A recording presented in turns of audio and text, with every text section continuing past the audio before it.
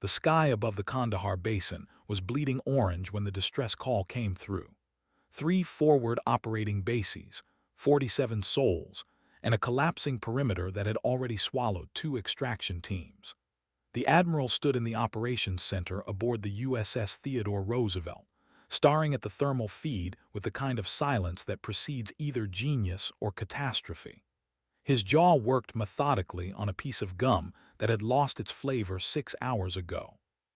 The terrain was impossible, a granite corridor flanked by surface-to-air missile batteries that had already claimed an Apache and sent a Pave Hawk limping back with half its tail missing.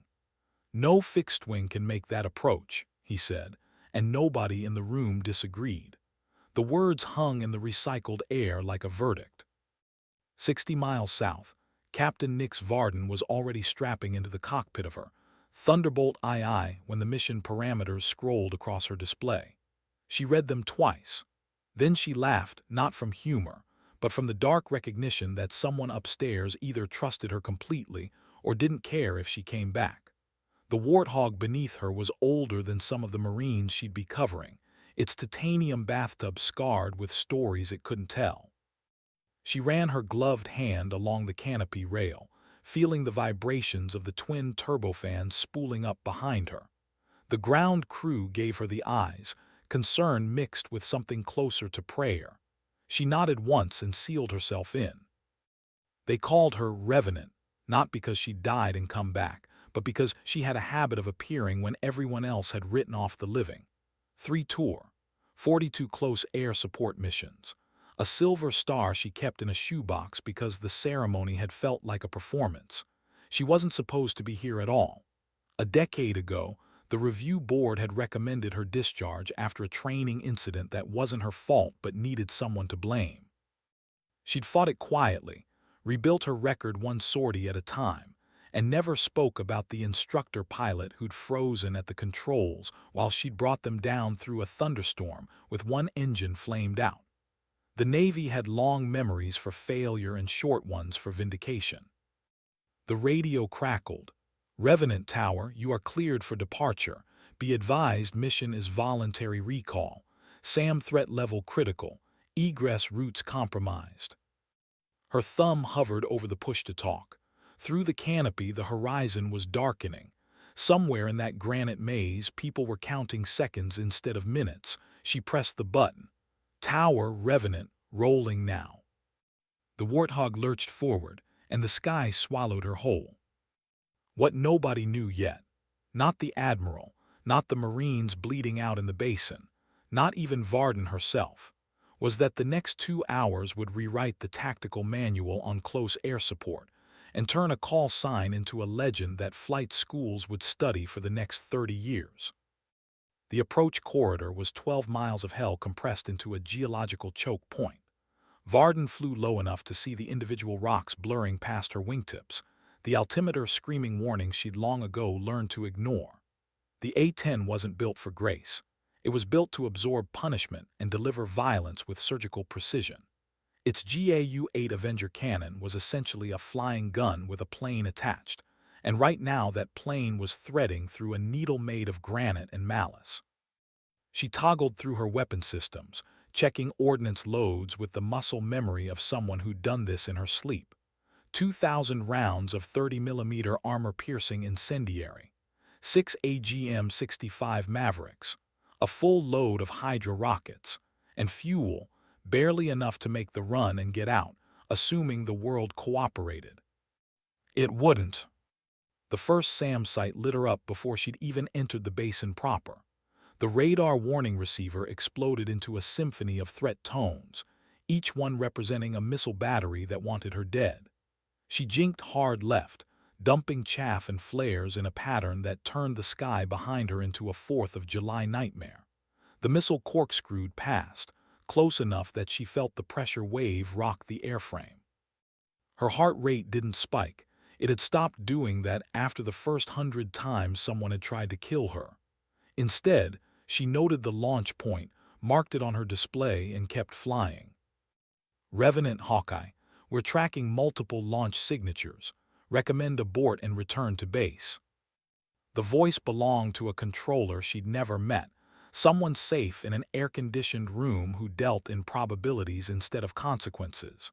She understood the recommendation. She ignored it. Hawkeye Revenant, negative, troops in contact, continuing approach. There was a pause long enough for her to imagine the conversation happening off radio, the hurried consultations, the career officers calculating risk versus reward. Then, copy Revenant, your decision. Godspeed. She almost smiled at that. God had nothing to do with what happened at 200 feet and 400 knots. That was physics, training, and the willingness to fly into places where sanity feared to tread. The basin opened before her like a wound in the earth, walls rising on either side in sheer faces of stone that turned the afternoon sun into slashes of gold and shadow. Below, she could see the forward operating base, a collection of HESCO barriers and desperation, ringed by muzzle flashes. The Taliban had them in a classic encirclement, using the terrain to negate air support while they ground down the defenders with superior numbers and patience. Or they had, until she arrived. Varden rolled inverted for a better view of the battlefield, hanging in her straps while the ground became sky, and she memorized every fighting position, every avenue of approach, every place where human beings were trying to murder each other with industrial efficiency. She could see the Marines now, tiny figures behind inadequate cover, their positions marked by the green smoke grenade one of them had just popped. The smoke drifted lazily in the mountain wind, a desperate signal that said, "We're still here, please don't forget us." She'd never forgotten anyone. Rolling wings level, Varden dropped lower, so low the dust kicked up by her engines created a rooster tail behind her. The Taliban fighters scattered, recognizing the silhouette of the warthog too late. She selected the cannon and pressed the trigger in a 2-second burst that sounded like God tearing canvas. The GAU-8 delivered 65 rounds per second, each one the size of a milk bottle, and when they hit the mountainside positions, they didn't just kill, they erased. Rock exploded into shrapnel, bodies disappeared in pink mist, fighting positions became craters. The recoil from the gun actually slowed the aircraft. She compensated automatically, already lining up her next pass while the Marines below cheered in a mix of relief and disbelief. The radio erupted in controlled chaos, friendly forces coordinating, enemy forces dying, and somewhere above it all, a controller trying to understand how she was still alive. Revenant Hawkeye, SAM site bearing 270 is active. You're flying into the engagement envelope. Copy engaged. She wasn't just engaged. She was dancing. The A-10 might be ugly and slow compared to the sleek fighters that got all the press, but in the hands of someone who understood its soul, it became something else entirely. A promise that no matter how bad things got, someone was coming for you. She banked hard right, dumping more countermeasures as another missile reached for her. This time it was closer. The proximity fuse detonated 40 feet behind her left engine, sending shrapnel tearing through the tail section. Alarms howled. The flight control system flickered amber warnings that she processed and dismissed in the same heartbeat. The A-10 could fly with half its parts missing. That was the point. She came around for another gun run, this one targeting a mortar position that had been bracketing the Marine lines.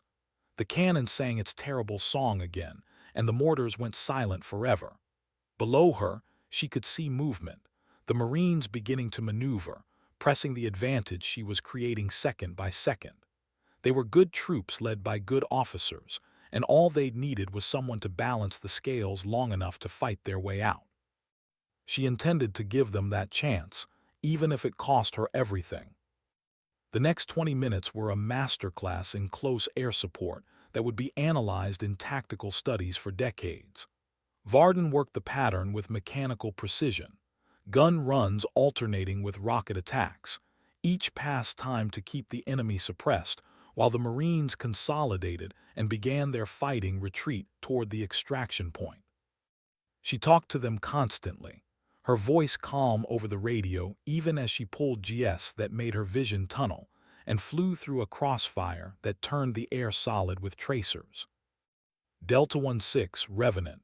You've got enemy infantry in the tree line. You're 10 o'clock. Stand by for rockets. Revenant Delta 16 cleared hot. She pickled off a pod of Hydra rockets that turned the tree line into matchsticks and memories. The Marines surged forward. She was already turning for the next threat. But the mountains were closing in, and so was her fuel. The gauge had dropped below bingo, the point where she needed to leave or risk not making it back. She did the math in her head. 15 minutes of combat time remaining, maybe 20, if she accepted that walking home was an option. The Marines needed 30. Revenant Hawkeye, your fuel state is critical. You need to RTB. She looked down at the Marines. They were still 400 yards from the extraction point, and the enemy was reforming for another push. If she left now, they'd be overrun within minutes. Every calculation said the same thing. Her survival depended on leaving. Their survival depended on her staying. The math was simple. The choice was hard. Hawkeye Revenant, negative, continuing support. Another pause. Then a different voice, older, weighted with authority and resignation. The Admiral himself, cutting through the chain of command because sometimes decisions needed to be made by people willing to own them. Revenant Admiral Kinsey, I'm ordering you to return to base. Those Marines need you alive for the next mission, not dead for this one. She almost obeyed. Almost. But she could see them down there, silhouettes against the dust and fire, and she knew what would happen if she turned away. She'd known men who'd made that choice, who'd followed orders and done the sensible thing and then spent the rest of their lives wondering if sensible had been right. Admiral, with respect, I'm not leaving them. The silence on the other end stretched long enough to become its own answer. When Kinsey spoke again, his voice had changed, still commanding but with something else underneath. Respect, maybe, or recognition. Then make every second count, Captain. God be with you. He's had his chance, sir. This one's on me. She clicked off the radio before he could respond and dropped back into the pattern. The A-10 was hemorrhaging hydraulic fluid now, leaving a faint contrail that would have been beautiful if it wasn't a countdown to systems failure. The right engine was running rough, temperatures climbing into the red. The airframe groaned with each maneuver, metal fatigued beyond specifications by stresses it was never meant to endure. She didn't care. She'd fly this beast until it fell apart or the Marines were safe, whichever came first. 2 more gun runs, 3 more rocket attacks. The Taliban were breaking now, their discipline eroded by an enemy they couldn't reach and couldn't stop. The Marines reached the extraction point just as the MV-22 Ospreys thundered into the valley, their rotor wash kicking up storms of dust that turned everything into abstract shapes and desperate hope. Varden held high cover, circling with her remaining ammunition armed and ready. The Marines loaded quickly, wounded first, then the others, counting off by squad until the last man was aboard. She watched the Ospreys lift, their twin rotors tilting forward as they accelerated out of the kill zone, and only when they'd cleared the ridgeline did she allow herself to breathe. The fuel gauge read 20 minutes. The carrier was 40 minutes away. The engine temperatures were past emergency thresholds. The hydraulics were nearly gone. She turned south anyway and began the long flight home. The approach to the carrier deck was supposed to be textbook, a controlled descent, a perfect lineup, a trap wire caught with professional precision. What actually happened was closer to controlled chaos. The A-10 fought her every inch of the way, sluggish and wounded and barely responding to inputs. The landing signal officer talked her down with the kind of calm that came from years of watching pilots do impossible things. And when her wheels hit the deck with a crunch that sent sparks flying, the entire ship seemed to hold its breath. She'd made it. Against probability and physics and every sensible recommendation, she'd made it. The ground crew swarmed the aircraft as soon as she shut down, their faces a mixture of professional concern and unprofessional awe. The A-10 skin was cratered with shrapnel holes, some of them large enough to put a fist through. One missile had passed so close it had scorched the paint off the vertical stabilizer. The hydraulic reservoir was empty. The right engine was 300 degrees over maximum temperature and would need to be completely rebuilt. By every reasonable measure, the aircraft should have fallen out of the sky 20 minutes ago. Varden climbed down on legs that shook just slightly, the only concession she'd allow to the adrenaline finally draining from her system. She walked around the warthog slowly, running her hand along its scarred flanks, and for just a moment she let herself feel the weight of what she'd done. Not pride, exactly. Something quieter than that. A bone-deep satisfaction that she'd been tested and hadn't been found wanting. The Admiral was waiting when she reached the debriefing room. He stood when she entered, and every other officer in the room followed his lead. The gesture caught her off guard. Senior officers didn't stand for captains, not in the normal order of things. But she was beginning to understand that nothing about today was normal. Kinsey studied her for a long moment, his expression unreadable. Then he extended his hand. That was either the bravest flying I've ever seen or the most reckless. I'm still deciding which. She took his hand, her grip firm. Does it matter, sir? I suppose not. All 47 of them made it out alive because you decided orders were more like suggestions. I decided those Marines mattered more than regulations. He almost smiled at that. You're going to be a problem for me, Captain Varden. I try my best, sir. The debriefing lasted 3 hours. She walked them through every decision, every maneuver, every factor that had gone into staying rather than leaving. The intelligence officers took notes. The tactical planners asked questions. And slowly, the story of what had happened in the Kandahar Basin began to assemble itself into something that would outlive the people in the room. But the real story, the one that would matter in the end, started spreading through other channels. The Marines she'd saved began talking. They told their friends, who told their units, who told anyone who would listen about the pilot who'd flown through hell to bring them home. They didn't know her real name at first. They only knew the call sign, Revenant, the ghost who appeared when death seemed certain and refused to leave until everyone else could. Within a week, the story had reached every ready room in the fleet. Within a month, it was being discussed in the Pentagon. Within 6 months, a junior officer fresh out of flight school would request A-10 training specifically because she'd heard about a captain named Varden who'd proved that skill and courage could still matter in an age of drones and precision weapons. But that night, exhausted and alone in her quarters, Nix Varden didn't think about legacy or inspiration. She thought about the faces she'd seen through her targeting pod, the Marines who'd looked up as she'd made her first gun run, their expressions shifting from despair to hope in the span of a heartbeat. She thought about the instructor pilot who'd frozen while she'd saved them both, and how she'd been punished for his failure. She thought about every person who doubted whether she belonged in the cockpit, every whispered suggestion that maybe women weren't cut out for combat aviation, every subtle obstacle placed in her path by people who couldn't imagine that competence might wear a different face than they'd expected. And she smiled, alone in the dark, because she'd proved them wrong in the most definitive way possible, not with words or arguments or political advocacy, but with 2 hours of flying that had saved 47 lives and left no room for debate about whether she deserved to be there. She belonged. The sky had always known it. Now everyone else did too. The next morning, she returned to the flight line to inspect her aircraft. The maintenance chief met her there, a grizzled master sergeant who'd been working on A-10 since before she was born.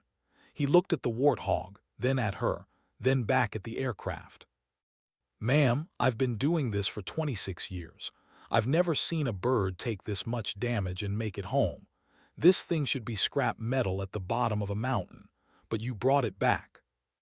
She studied the patches of raw metal where the maintenance crews had covered the worst of the damage with speed tape and prayers. "We brought each other back, Master Sergeant. That's how it works with warthogs." He nodded slowly, understanding the truth in that statement. The A-10 wasn't just a machine, it was a partnership between pilot and aircraft, each one compensating for the other's weaknesses. She'd kept it in the air through skill and determination. It had kept her alive through armor and redundancy. They'd made a deal somewhere over the Kandahar Basin. Get the Marines home, consequences be damned.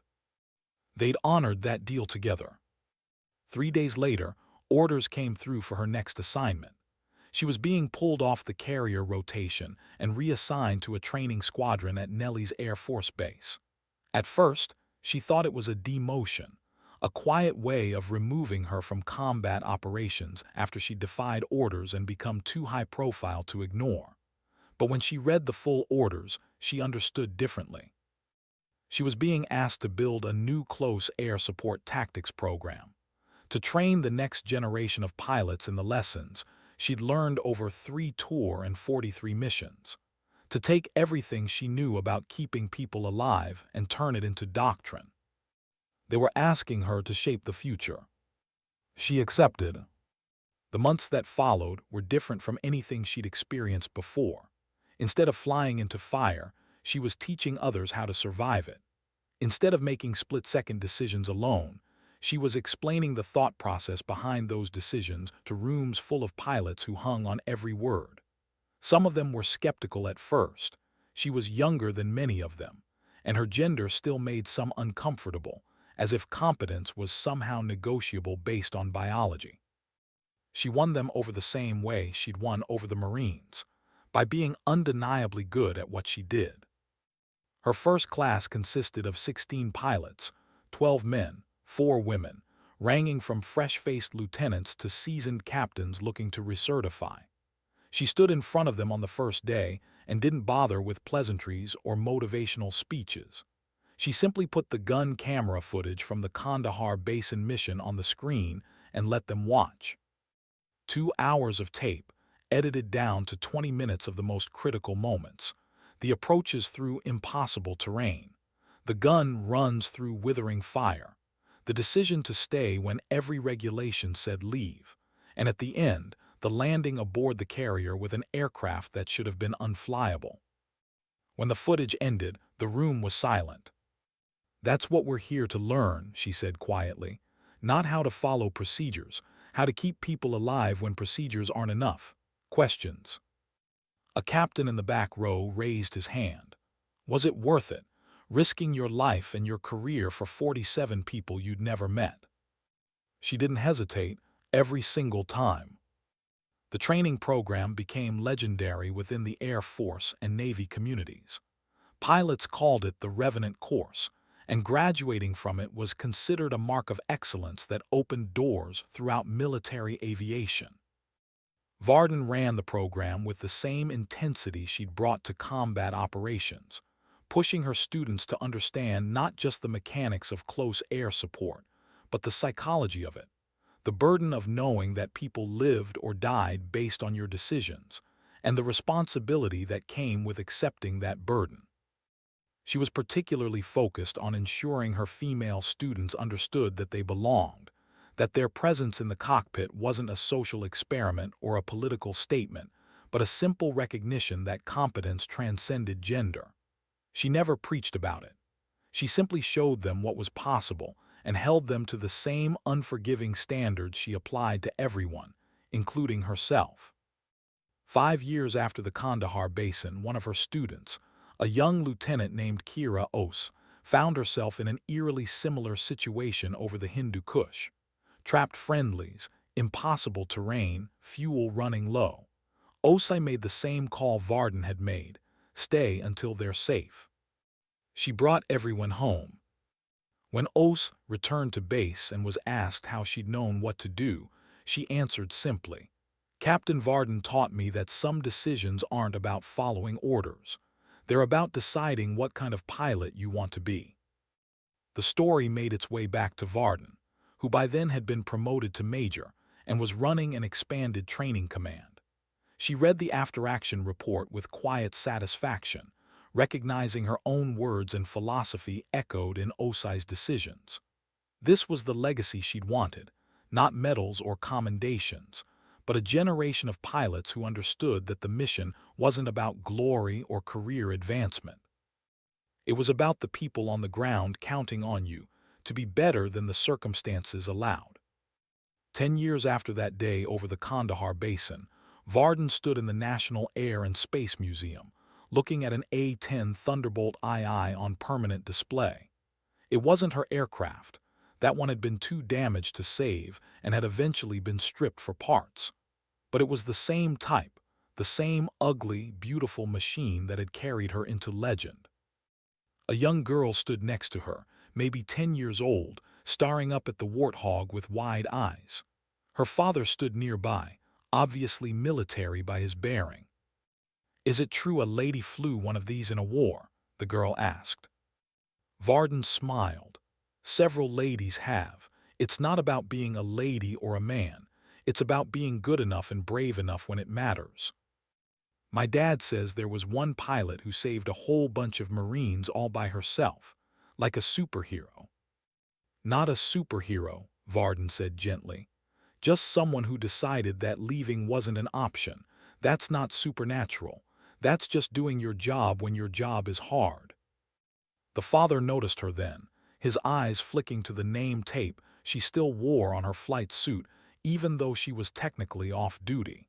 His eyes widened in recognition. "You're—" She put a finger to her lips and shook her head slightly. "Not here. Not now. Let the story exist separately from the person. Let it inspire without becoming about personality or celebrity." He understood.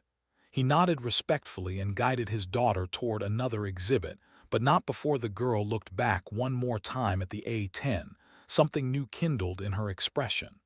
Possibility, maybe, or simply the understanding that brave things were done by real people, not mythical heroes. Varden stayed a while longer, alone with the aircraft and her memories. She thought about the 19-year-old version of herself who'd walked into a recruiter's office determined to fly, about the instructor pilot who'd frozen, about the review board that had tried to end her career before it began, about the Admiral who'd ordered her home and then respected her decision to stay, about every student she'd trained and every pilot who'd taken her lessons into combat and brought people home because of them. The story wasn't really about her, she realized. It had never been about her. It was about the moment when capability met necessity, and someone decided that the risk was acceptable because the alternative was unthinkable. That moment happened every day, in cockpits and squad rooms and hospital bays, performed by people whose names would never appear in museums or news reports. She was just one story among thousands. But if her story helped someone else find their courage when it mattered, then the scars and nightmares and fuel-critical decisions had been worth it. Somewhere in a valley between granite walls, 47 people were living lives they wouldn't have lived without her. They were raising children, building careers, loving partners, experiencing thousands of mundane moments that seemed unremarkable unless you understood how close they'd come to never existing at all.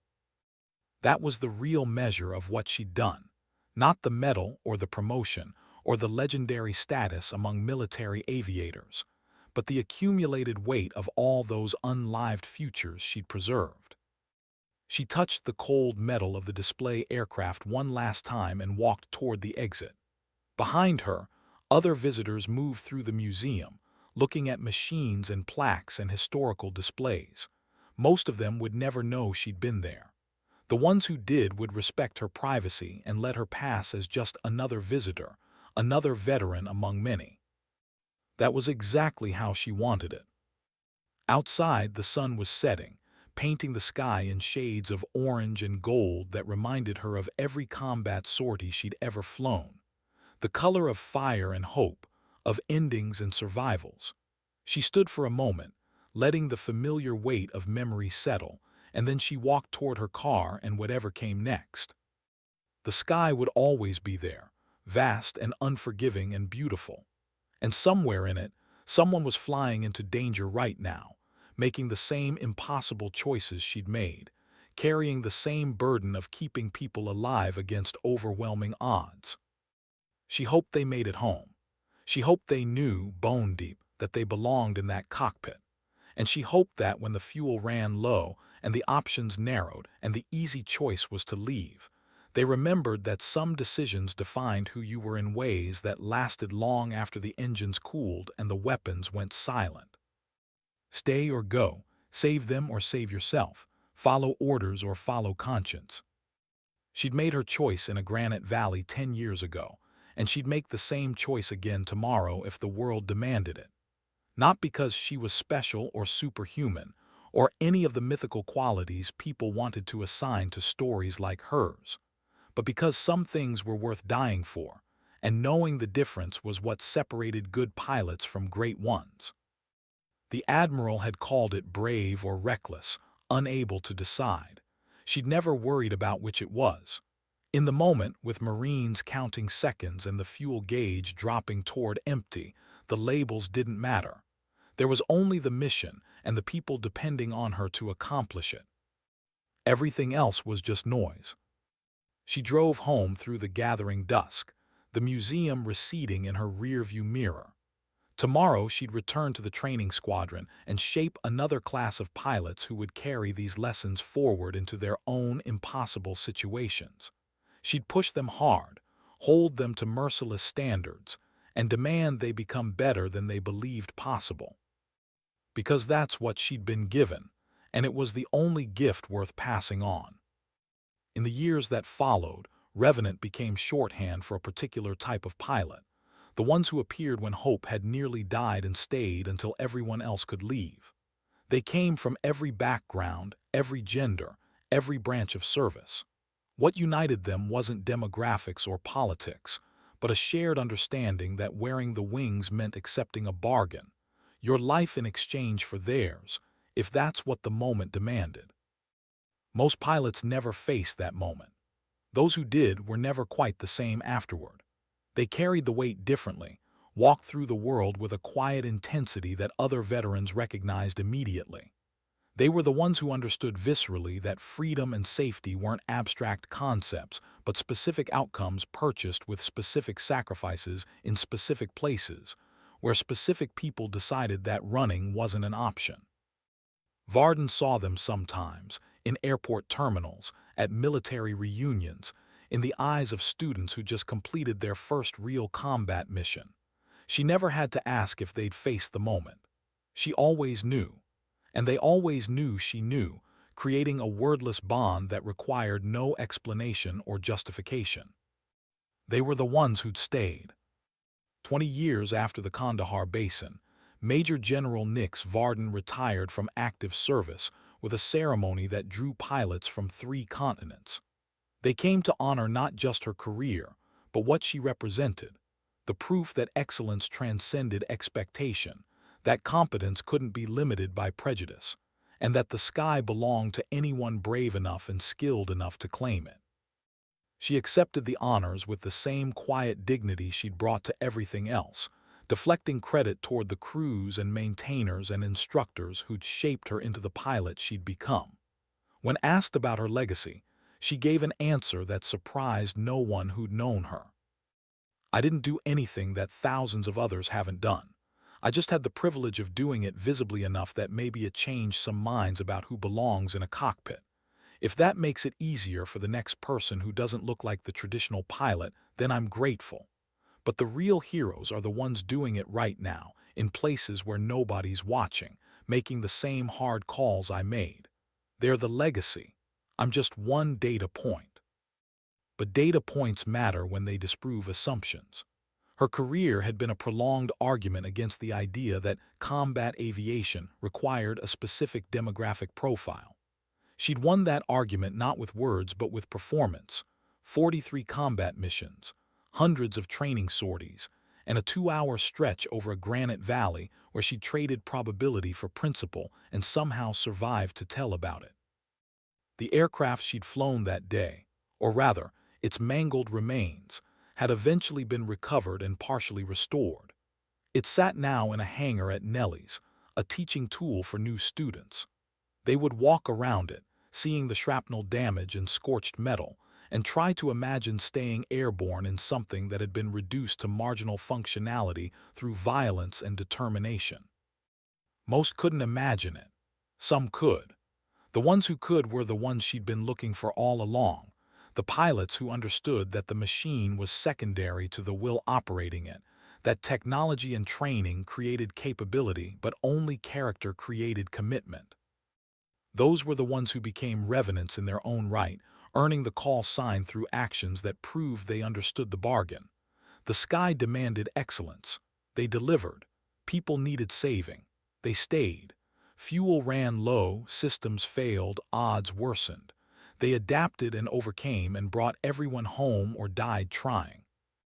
That was the standard. That was the tradition. That was the legacy of a single pilot who'd once looked at an impossible situation and decided it was only impossible if she accepted that limitation. She hadn't. And because she hadn't, 47 Marines had lived to raise families and build careers and experience decades of mundane moments that were anything but mundane when you understood their contingent nature. And because they'd lived, they'd told the story. And because they'd told the story, it had spread. And because it had spread, a young girl in a museum had looked at an A-10 and asked if it was true that a lady had flown one in war. And her father had answered yes without hesitation or qualification, because the facts had become undeniable. That was how change happened, not through proclamations or policies, but through individuals demonstrating what was possible until denial required more energy than acceptance. Varden had never set out to be a pioneer or a role model. She just wanted to fly to be good at it, and to use that skill to keep people alive. Everything else had been consequence. On her last day in uniform, she visited the flight line one final time. The sun was setting again. It was always setting in military stories, as if the universe understood that transitions required theatrical lighting. She walked alone among the parked aircraft, running her hand along familiar fuselages, remembering specific missions and specific moments when everything had hung in balance. An A-10 sat at the end of the line, freshly painted and armed for training missions. She stopped in front of it, studying the brutal elegance of its design. Ugly as sin and beautiful as salvation, depending on which end of the gun you stood. A young pilot approached, one of her former students, now an instructor herself. She stopped at a respectful distance, waiting to be acknowledged. "Permission to speak, General."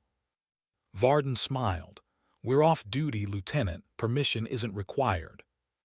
I wanted to thank you for everything you taught us, for showing us it was possible. You did the work, I just pointed the way." That pointing mattered, ma'am. When I was in flight school, there were still instructors who didn't think women could handle combat aviation, said we didn't have the reflexes or the aggression or the emotional control. But then they'd show us the footage from Kandahar, and suddenly all those arguments seemed ridiculous. You proved they were ridiculous. That mattered. Varden nodded slowly, understanding the weight of that admission. Then use what you learned to prove it to the next generation. Pass it forward. That's the real work, not the single dramatic mission, but the sustained effort to make excellence accessible to everyone capable of achieving it. They stood together in comfortable silence, two pilots separated by rank and experience, but united by the shared knowledge of what it meant to strap into a cockpit and bet your life on your training, your aircraft, and your commitment to the people depending on you. Finally, the lieutenant spoke again. What was it like, in that valley, when you knew the fuel was critical and you stayed anyway? Varden considered the question carefully, wanting to give an honest answer without romanticizing a decision that had been equal parts calculation and instinct. It was clarity, everything stripped away except the essential question: could I live with myself if I left? The answer was no. So I stayed. The fear came later, after everyone was safe and I had time to think about everything that could have gone wrong. Do you regret it? Never, not for a second. but I also recognize I was lucky. Luck played a huge role in me surviving to have this conversation. Another foot to the left on that SAM trajectory, and we're not talking right now. Never confuse a good outcome with a good decision automatically. Sometimes they align. Sometimes you survive despite poor odds. What matters is making decisions you can live with, regardless of outcome. The lieutenant absorbed this, filing it away with all the other lessons she'd accumulated. Then she saluted, sharp, precise, full of meaning. Varden returned the salute, and in that gesture, decades of tradition and purpose flowed between them. The young pilot walked away, returning to whatever came next in her career, carrying forward the knowledge that she belonged in the sky and that belonging was proven through performance, not permission. Varden watched her go, then turned back to the A-10 one last time. She placed her hand on the cold metal, feeling the history contained in that simple touch. All the missions flown, all the lives saved, all the impossible things accomplished by pilots who refused to accept impossibility as final. "Thanks," she whispered to the aircraft, "to every warthog that had carried her into danger and brought her home.